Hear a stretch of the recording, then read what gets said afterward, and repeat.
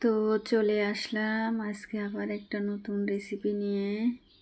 দেখতে পারছেন কতটা সুন্দর হয়েছে। আমরা তো গরুর কালো বোনা খাই, খাসির খাই, হাঁসের খাই। তো আজকে আমি সাদা ব্রয়লার মুরগির কালো বোনা করব। তো দেখুন কালো বোনাটা কতটা সুন্দর আর লোভনীয় হয়েছে। মাশাআল্লাহ, খেতেও অনেক মজা হয়। তো আপনারা একবার হলো বাসায় ট্রাই করবেন। আসসালামু আলাইকুম, নাহার ফুড ব্লগে আপনাদেরকে স্বাগতম। যে যেখান থেকে দেখুন একটা লাইক, কমেন্ট, শেয়ার করবেন। তা আমি এখানে পরিমাণ মতো দারচিনি, এলাচ, লং, তেজপাতা দিয়ে দিয়েছি। তেলের ভিতরে একটু গরম করে ভেজে নিব। এভাবে দিলে ফ্লেভারটা অনেক সুন্দর আসে, ভালো আসে। আমি একটু ভেজে নিতেছি।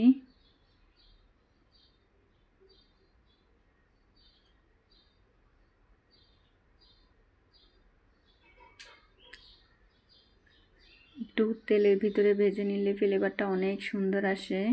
তা আমি এখানে মুরগির মাংসগুলো তেলের ভিতরে এখন দিয়ে দিতেছি। তো সবগুলো মাংস তেলের ভিতরে দিয়ে দিব এখন। আপনারা বাসায় একবার হলো এভাবে ট্রাই করবেন, ইনশাল্লাহ খেতে অনেক মজা হয়। দুর্দান্ত মজা, না খেলে কেউ বুঝবেন না। এখন একটু আমি ভালো করে নেড়ে চেড়ে দিতেছি। তো এখানে আমি এইভাবে যদি আপনারা মশলাটাকে আধা ঘন্টা 1 ঘন্টা আগে ভিজিয়ে রেখে যদি দেন, রান্না করেন, তাহলে মনে হবে যেন বাটা মশলা দিয়ে রান্না করেছেন। আমি এখানে হলুদ গুঁড়ো আর মরিচ গুঁড়োটাকে 1-1.5 ঘন্টা আগে ভিজিয়ে রেখেছিলাম। রান্না করার সময়ও বাটা মশলার ফ্লেভারটা আসে। এইভাবে রান্না করলে অনেক মজা লাগে রান্নাটা। তো আমি এখানে হলুদ গুঁড়ো আর মরিচ গুঁড়ো ভিজাটা দিয়ে দিলাম। আর এখানে দিয়ে দিব আমি লবণ।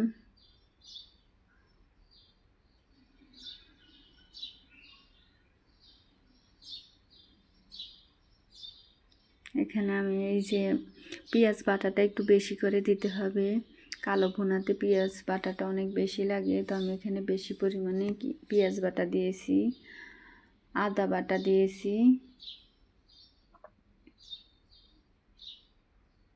জিরা বাটাও দিয়ে দিলাম।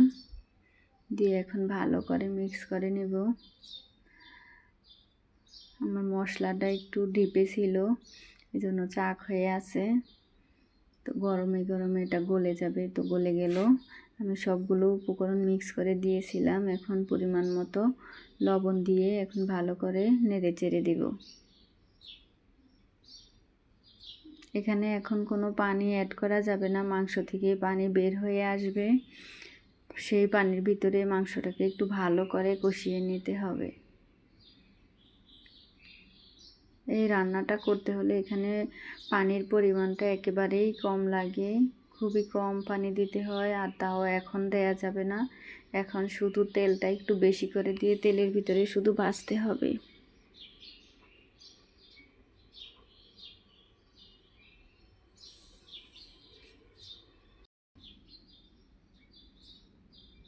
এই তো মাশাআল্লাহ, পানিটা প্রায় শুকিয়ে আসতেছে। তো এই রেসিপিটা করতে হলে অনেক সময় লাগে আর অনেক ধৈর্যের ব্যাপার আছে। যাদের ধৈর্য আছে, হাতে সময় আছে, তারা এই রেসিপিটা একবার হলেও বাসায় করে খাবেন, ইনশাল্লাহ অনেক ভালো লাগে। লো হিটে অনেক সময় ধরে ভাজতে হয় তেলের ভিতরে। আমি তো আর সম্পূর্ণ ভিডিওটা দেইনি, আমি কেটে কেটে যেটুকু দরকার সেটুকুই দিয়েছি। যারা নতুন তাদের তো বুঝতে হয়তো কষ্ট হবে, সেজন্য একটু ভালো করে যেন বুঝতে পারে, শিখতে পারে, সেজন্য এভাবে আমি দিয়েছি। আর যারা পুরা তাদের তো মাশাআল্লাহ আমার চেয়ে অনেক ভালো পারেন।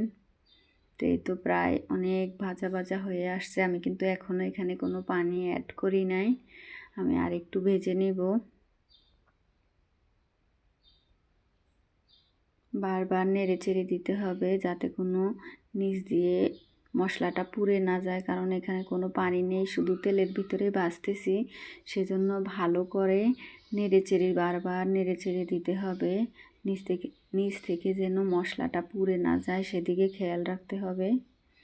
আমি ভালো করে তো মশলাগুলোকে খুন্তির সাহায্যে উঠিয়ে দিতেছি যাতে পুড়ে না যায়। ফ্লেভারটা কি মাশাআল্লাহ দারুণ আসতেছে, এটার ফ্লেভারটা অনেক সুন্দর হয় আর খেতে তো মাশাআল্লাহ অনেক মজা। আমার বাচ্চারা এভাবে যেদিন রান্না করব সেদিন আর কিছু খাবে না, শুধু এই খাবারটা দিয়ে ভাত খাবে। ভাত, পোলাও, খিচুড়ি সব কিছুর সাথে এই খাবারটা ভালো লাগে।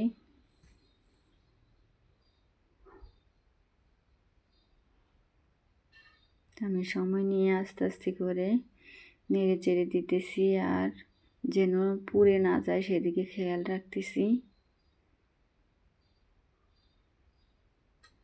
তো এখানে আমি পরিমাণ মতো অল্প একটু পানি, আধা কাপ পানি দিয়ে দিয়েছি। দিয়ে এখন পুরো মশলাগুলো ভালো করে নেড়ে চেড়ে মিক্স করে নিব পানির সাথে। পানি একেবারে অল্প অল্প দিতে হবে, যখন একেবারে ভাজা ভাজা হয়ে যাবে তখন একটু করে পানি দিতে হবে। পানিটা আবার যখন ভাজা ভাজা হয়ে শুকিয়ে যাবে তখন আরেকটু পরিমাণে পানি দিতে হবে। এভাবেই এই রেসিপিটা করতে হয়।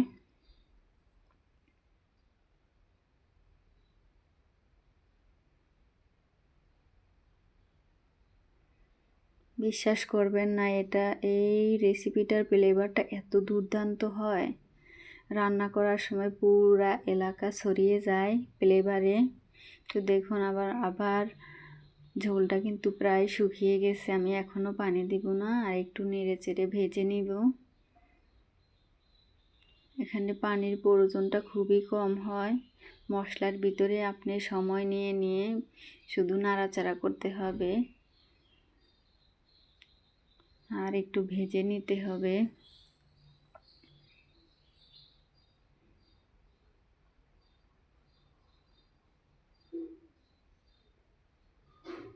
আমি মশলাগুলোকে ভালো করে নেড়ে চেড়ে উঠিয়ে দিতেছি যেন পুড়ে না যায়।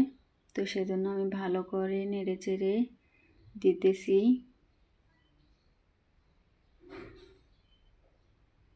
অনেক আপুরা, অনেক ভাইয়ারা আছেন, বিশেষ করে বাহিরের অনেক ভাইয়ারা আছেন, খুব সুন্দর সুন্দর কমেন্ট করেন।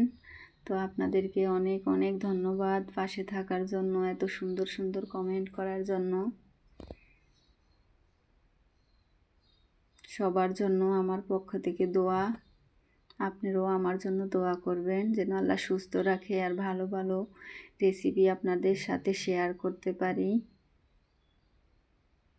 আমি এখানে কিন্তু আরেকটু পরিমাণে পানি দিয়েছিলাম যাতে মশলাটা পুড়ে না যায় আর কালারটা অনেক সুন্দর হয়।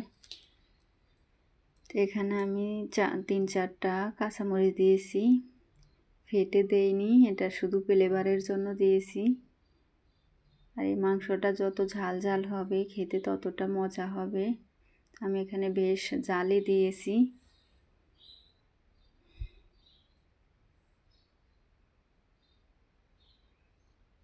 আমি একটু ভালো করে নেড়ে চেড়ে দিতেছি। আপনারা ইচ্ছে করলে মাখা মাখাও রাখতে পারেন, কারণ কালারটা তো অনেক চেঞ্জ হয়ে গেছে। আর ইচ্ছে করলে আরও শুকনো শুকনোও করতে পারেন। তো আমি আর একটু ভেজে নিতেছি। এই তো দেখুন মাশাআল্লাহ কতটা সুন্দর হয়েছে দেখতে, কতটা লোভনীয় হয়েছে। আপনারা একবার হলো এভাবে বাসায় ট্রাই করবেন। তো আলহামদুলিল্লাহ, তো দেখুন আমি একটু উপর দিয়ে বেরেস্তা দিয়ে দিয়েছি, কত সুন্দর হয়েছে, নরম সফট হয়েছে, খেতেও মাশাআল্লাহ অনেক ভালো হবে। আজ এই পর্যন্তই, সবাই ভালো থাকবেন, সুস্থ থাকবেন, আল্লাহ হাফেজ।